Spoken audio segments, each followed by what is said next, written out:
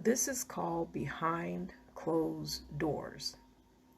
We don't know what goes on behind closed doors in people's houses, the history they might have with a certain person or people, things that people just can't talk about because you already placed certain individuals on a high pedestal.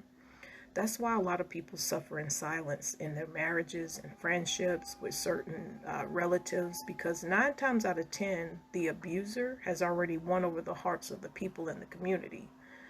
Strangers, relatives that you haven't spoken to in years. So a lot of us remain silent because what's the point in saying anything? But remember, if you don't know both sides of the story, if you don't stay with these people, I really wouldn't entertain the gossip. Some people are really good at throwing bricks and hiding their hands, and you guys are so quick to side with the bad guy. I saw a news story where this young girl, she was living with the parent, and this parent was very abusive.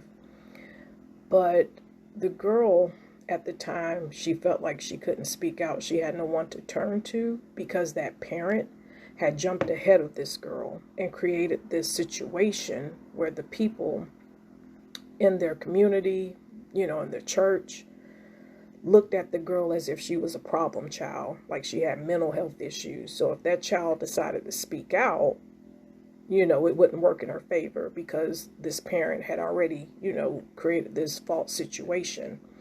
So, and it wasn't until something tragic happened that people, were wishing that they would have, done something. They saw the signs, they wish they would have intervened, but it's too late.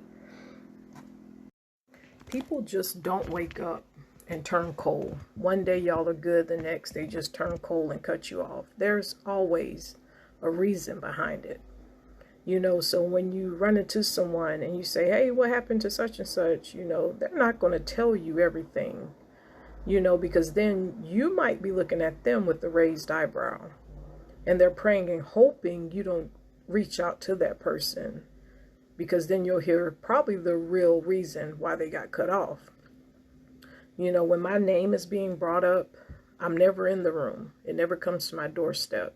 So I don't really worry about it. But, certain people and mutual past friends or just anyone from our past will bring up what happened between you guys. The story is always made to make me look bad and them like a saint. No one's going to say I betrayed them in the worst way, and it was only right for them to shut the door on the connection.